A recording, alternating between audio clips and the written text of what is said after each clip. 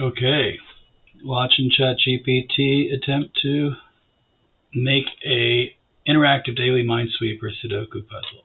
I first described the puzzle and gave it a picture of one, and it gave me a program that draws a picture of a solution as well as the picture itself, although it saved the picture to a weird file name called click here to view the solution image. The actual picture looks like that. And if I shrink the dots down to fit on the grid, they're still in the wrong position. There's also a column here that has 4 dots, etc. So you can see this is just blatantly wrong in terms of the dot positions. I'm hoping that having now asked it to script it, it might do a better job of making the puzzle. This is a lot to ask for a simple prompt, though.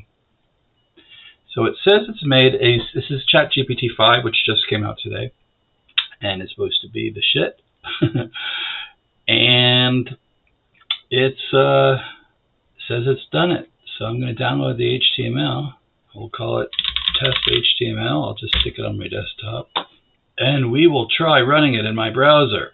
Okay, loading it into my browser.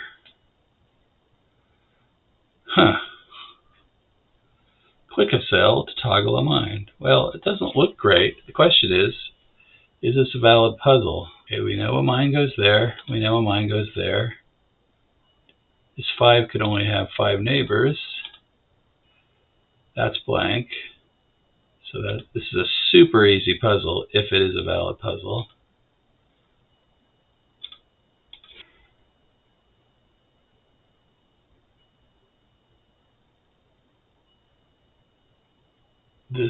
Okay.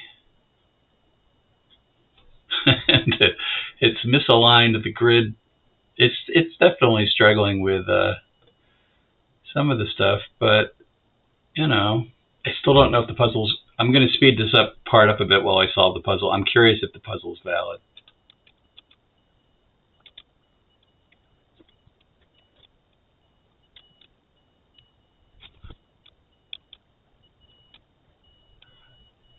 I think it's a valid puzzle.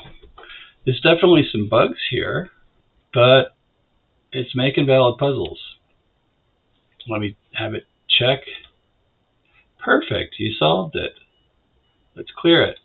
That works. Let's go to the next puzzle. So it's a daily puzzle, but it still gives you multiple puzzles per day. Oh, I see. Well, the next button seems to be a little wonky. Previous is working. Let me make a mistake. Well, let me not make a mistake. Oh, well, duh. Okay.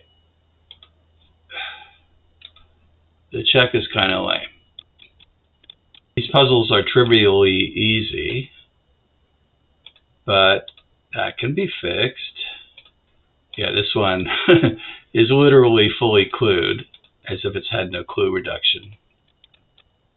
Okay, well, I asked it to fix a couple things. The alignment of the thick lines, which appear to be scaled up, and the next button not working. And it fixed it. It said, yeah, great catch. You fixed it. I fixed it, but it didn't fix it.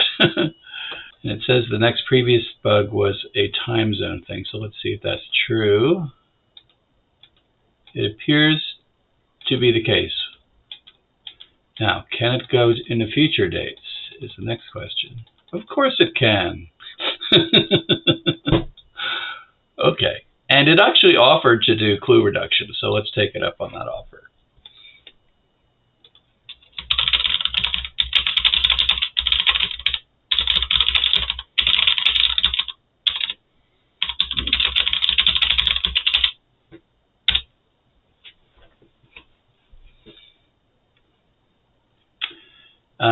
I'll edit this part out. It's thinking for a long time when I'm doing these prompts. This is the first day it's come out. I don't know if they're overloaded, but you know, I'm probably boiling several gallons of water while I'm doing this. The clue reduction pass is going to be harder because there's a little more to it, although I did successfully vibe code one of those a few days ago for my previous video. So I would expect it to be capable. That was Claude Opus 4. This should be on a par or better than that. This is a good long think. While it's thinking, I'm going to see if I can actually figure out what's going on with the lines.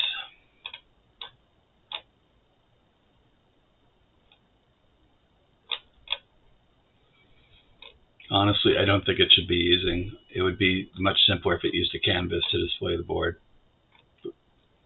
rather than trying to do it all in CSS. It makes it much more complicated and harder to debug. I don't love this code. The way I normally do these kinds of puzzles, interactive puzzles, is I use a canvas and then it's just regular graphics code to draw the puzzle. It's a lot more straightforward to understand how the puzzle is structured using graphics code, for me. And using linear gradients is bizarre. Honestly, I'm sure it's a cool hack, but it's bizarre for drawing grids, in my opinion. Okay, we got the reduced clues. We'll call that one test 3. Should take longer to display the puzzle this time. Oh, look at that. Now, this puzzle was probably generated by a brute force solver. I highly suspect so. And if that's the case, there is a very high chance it's an extremely difficult, if not intractable puzzle. By my estimation, about 25% of brute force generated Minesweeper Sudokus are suitable for humans, and the rest are way too hard and just require trial and error to solve. That may be the case here. Let me just quickly look at the code to confirm.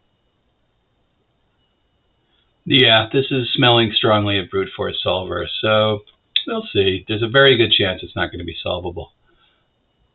That's got 3, and that's 3 neighbors. Also, I don't have any way to mark the rows unused, which I definitely need. So what I'm going to do is I can either solve it in Photoshop or just give it to one of my existing solvers to rate. Okay, I've determined that this puzzle has multiple solutions. So it tried. It looks like it probably got pretty close. Debugging those lines is hard for me because it's doing very weird stuff with CSS. I don't really consider this code to be particularly usable, but it's, I think, I don't know, another month or two, we may be there. But I don't think GPT-5 is it yet. You can definitely accomplish this very well with it, but not in a simple one-shot prompt like I was doing. You got to do several prompts, and you got to be super detailed. And it helps if you've made stuff like this before.